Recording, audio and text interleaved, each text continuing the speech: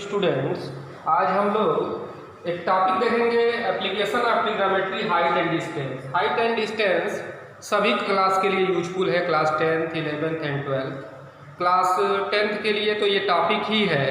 Class 11th और 12th वाले जो जेईई मेंस का प्रिपरेशन करते हैं या एनडीए का प्रिपरेशन करते हैं उनके लिए महत्वपूर्ण है। ये जेईई मेंस में एक क्वेश्चन आता है 4 मार्क का, जेईई मेंस में एक क्वेश्चन, और एनडीए में 2 से 3 क्वेश्चन इसके आते हैं। एडवांस बनेगा, ये जानिएगा। एडवांस के लिए टॉपिक महत्वपूर्ण नहीं है, बट जिनको जेईई मेंस और एनडीए देना है क्लास 11th और 12th वाले, उनको भी ये करना है क्लास 10th के साथ। और एक बात ध्यान दीजिए, क्लास 11th और 12th वाले एनसीईआरटी क्लास 10th और एनसीईआरटी एग्जाम्पलर, एनसीईआरटी एग्जाम्पलर्स जो बुक है वो बेस के लिए एक बार जरूर पढ़ेंगे, इससे आपको काफ़ी हेल्प मिलेगी। फिलहाल हम थोड़ा सा इसका बेसिक कॉन्सेप्ट देने का प्रयास करते हैं। हाइट एंड डिस्टेंस एक्चुअल में होता क्या है। Height and distance application of trigonometry का एक टॉपिक है। इससे जो है आपको मालूम है कि हाइट और डिस्टेंस पता किया जाता है। हाइट जैसे जानते हो, पढ़े हो गए, थियोडोलाइट उपकरण बना, सर जॉर्ज माउंट एवरेस्ट के नेतृत्व में एक समिति बनी थी जिसने माउंट एवरेस्ट की हाइट नापा, जो सबसे ऊंची लार्जेस्ट एवरेस्ट की जो चोटी है उसको नापने का काम सर जॉर्ज माउंट एवरेस्ट के नेतृत्व में हुआ था। इसीलिए उसको सबसे हाईएस्ट चोटी का मेजरमेंट एक थियोडोलाइट उपकरण बनाया गया था। थियोडोलाइट उपकरण से एंगल मेजर किया गया था कई जगहों से, और फिर डिस्टेंस का कैलकुलेशन हो गया। तो हाइट एंड डिस्टेंस में मेनली जो है होता क्या है कि राइट एंगल ट्रायंगल बनाते हैं, और राइट एंगल ट्रायंगल में जो रिलेशन होता है परपेंडिकुलर, हाइपोटेनस है ये परपेंडिकुलर है और ये बेस है, तो इन तीनों में से कोई एक गिवन रहता है और बाकी को कैलकुलेट करते हैं। ऐसे ऑब्जेक्ट जो वर्टिकली होते हैं वो हाइट वाले ऑब्जेक्ट होते हैं, हाइट जिनमें हाइट शो होता है। जैसे आप जानते हैं कोई माउंटेन है, ट्री है, पोल है, टावर है, इनको वर्टिकल लाइन से शो करेंगे। और वो भी वर्टिकल लाइन कैसा, वर्टिकल लाइन का मतलब जो 90 डिग्री बनाता हो, ये हाइट शो होता है। और डिस्टेंस के लिए जैसे width of river, width of canal, distance between 2 poles, width of road, इस तरह के कैलकुलेशन जो है इनको जो है हम लोग डिस्टेंस वाले जो भी चीज़ें होती हैं उनको हॉरिजॉन्टल लाइन से शो।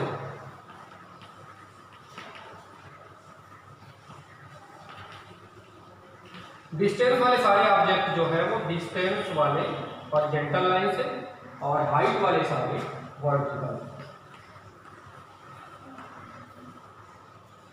अब एक सुने होंगे लाइन ऑफ साइट, जो बड़े बच्चे हैं वो तो जानते हैं लाइन ऑफ साइट। एक्चुअल में लाइन ऑफ साइट होता क्या है, हिंदी में कहते हैं दृष्टि रेखा। दृष्टि रेखा, जैसे मान लो मैं सीधा देख रहा हूँ, सीधा, तो इस समय मेरी लाइन ऑफ साइट जो है वो क्या है, सीधी है। नहीं कहते थे कि जादूगर जो होते थे आंखों पे कुछ ऐसा करते थे कि हमारी दृष्टि उनके अनुसार दिखती थी, जो भी वो कहते थे वही दिखता था। तो यहाँ ऐसा कुछ नहीं है, बस ये समझिए कि लाइन ऑफ साइट का मतलब ये हुआ जो हम आंखों से देखते हैं। तो जब भी कोई ऑब्जेक्ट है तो हम लोग हॉरिजॉन्टल ही देखेंगे, और मान लो कि ऊपर कोई ऑब्जेक्ट देखना है, ये आपका लाइन ऑफ साइट हो गया। और कोई भी ऑब्जेक्ट यदि हम ऊपर देखते हैं तो कैसे रे बन रही है ना, ऊपर देखेंगे तो आंख से रे जो ऊपर निकलती है, उन्हीं दोनों के बीच का जो एंगल होता है वो कहलाता है एंगल ऑफ एलिवेशन। ये कोई ऑब्जेक्ट है, मान लो ये पर कोई ऑब्जेक्ट है, ये आपकी जो है लाइन ऑफ साइट हो गई, और ये हॉरिजॉन्टल लाइन हो गई। तो हॉरिजॉन्टल लाइन और लाइन ऑफ साइट के बीच का जो एंगल होता है उसे हम लोग कहते हैं एंगल ऑफ एलिवेशन।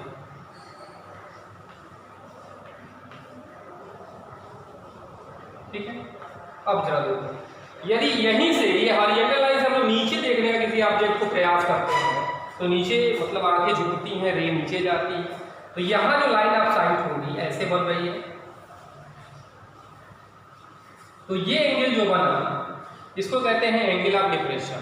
नीचे की ओर देखने पे जो एंगल बनता है उसको हम लोग बोलते हैं एंगल ऑफ डिप्रेशन। तो आपने समझा कि हाइट क्या होता है, डिस्टेंस के किन ऑब्जेक्ट को शो करते हैं, और एलिवेशन, एंगल ऑफ एलिवेशन और एंगल ऑफ डिप्रेशन क्या होता है। अब इसके कुछ क्वेश्चन लगाने के तरीके होते हैं। टूल्स के नाम पे आप जानते हैं, ज़्यादातर इसमें यूज क्या होता है, ज़्यादातर इनमें बेसिक में sine theta perpendicular upon hypotenuse, cos theta base upon hypotenuse, और टेन थीटा जो होता है परपेंडिकुलर अपॉन बेस। इन 3 रेशियो से आपका काम चल जाने वाला है। कुछ वैल्यूज हमको याद होनी चाहिए, साइन 30, साइन 45 और साइन 60। क्लास 10th में इतने का ही यूज है। cos 30 degree, cos 45, cos 60, tan 30 degree, tan 45 degree, tan 60 degree. तो देखो साइन 30 जानते हैं 1/2, साइन 45 1/2, और साइन 60 जो होता है वो 3/2, cos 30 3/2, cos 45 1/2, cos 60 1/2, tan 30 1/3, tan 45 1 और tan 60 √3।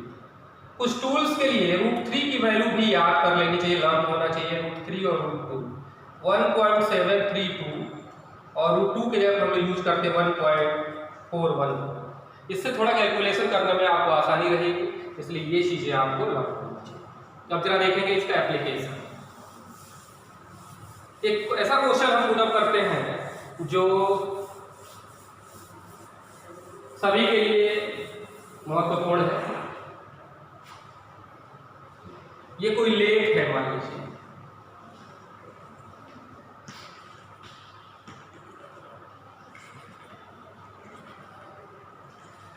लेक से h मीटर हाइट पर कोई ऑब्जेक्ट है, ऑब्जर्वर जिसको कहते हैं, ऑब्जर्वर है, और किसी क्लाउड को देख रहा है।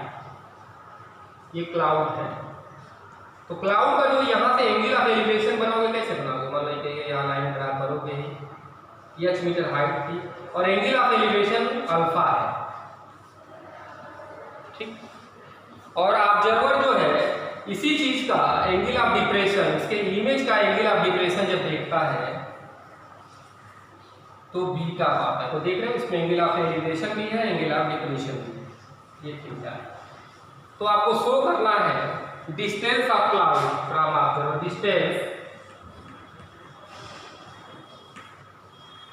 मान लो L, मान लो L equal to 2h sec alpha upon tan beta minus tan alpha. बेटा सपोज इसको प्रूफ करना है तो क्या करो?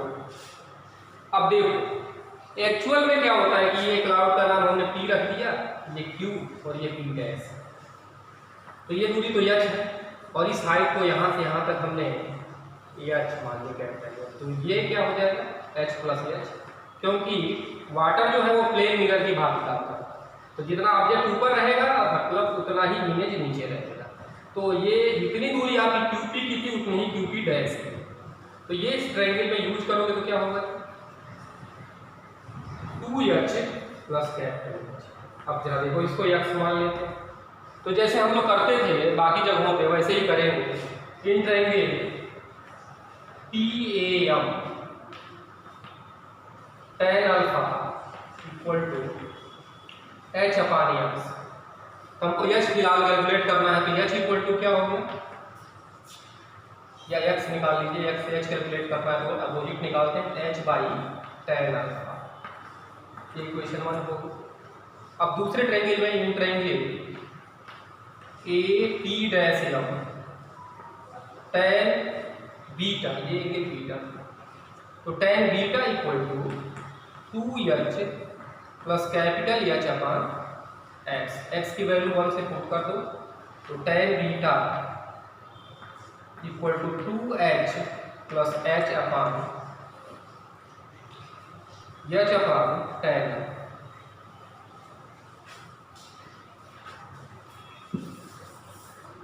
क्या होगा tan beta equal to 2h tan alpha plus h tan alpha upon capital H। Cross multiply करेंगे तो क्या होगा, h tan beta equal to 2h tan alpha plus h tan alpha. मान लो कैपिटल H की वैल्यू निकालनी है तो h को एक तरफ कर देते हैं, तो h tan beta minus h tan alpha equal to 2h tan alpha. Capital H common कर लोगे तो क्या हो जाएगा, tan beta minus tan alpha equal to 2h tan alpha, h equal to 2h tan alpha upon tan beta minus tan alpha. But निकालना क्या था, height तो पूछा नहीं था, आपको पूछा गया डिस्टेंस L निकालना है, तो साइन थीटा ले लेते हैं। साइन थीटा बराबर परपेंडिकुलर H है और हाइपोटेनस L है, तो इसको हम लिख सकते हैं L बराबर, या ऐसे लिख लीजिए L साइन थीटा बराबर H, और H की वैल्यू पुट कर दीजिए 2h tan alpha upon tan beta minus tan। जरा देखेंगे tan अल्फा को हम लोग तोड़ सकते हैं, tan अल्फा को हम लोग तोड़ सकते हैं,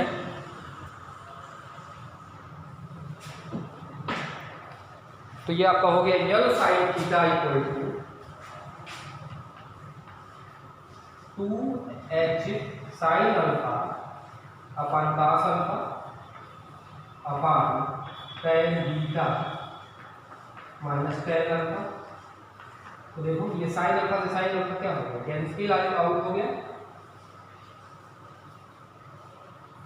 साइन अल्फा इक्वल टू ये साइन अल्फा, साइन अल्फा से साइन अल्फा कैंसिल हो गया तो क्या बचा, 2h अपॉन cos अल्फा, तो क्या हो जाएगा, वो सिर्फ हो जाएगा ना, इसको हम लिख सकते हैं L equal to 2h sec alpha upon tan beta minus. तो इस तरह से हमने एक हाइट एंड डिस्टेंस का यूज देखा, जिसमें एंगल ऑफ एलिवेशन और डिप्रेशन दोनों हो रहा है। तो हम सभी लोग इस तरह के क्वेश्चन को करने का प्रयास करेंगे। क्लास 11th और 12th वाले NCERT एग्जाम्पलर और NCERT क्लास 10th का जरूर कर लेंगे, और बाकी उसके हायर जो क्वेश्चन आते हैं कम्पिटिटिव बुकों से कर लेंगे। जेई मेंस और एडवांस, जेई मेंस में एक क्वेश्चन कन्फर्म है इससे आता है, और 2 से 3 क्वेश्चन NDA में आते हैं। बाकी क्लास 10th वाले अपनी एक्सरसाइज को करेंगे। ये क्वेश्चन उनके लिए बड़ा महत्वपूर्ण है, ये बोर्ड में 2 या 3 बार आ चुका है।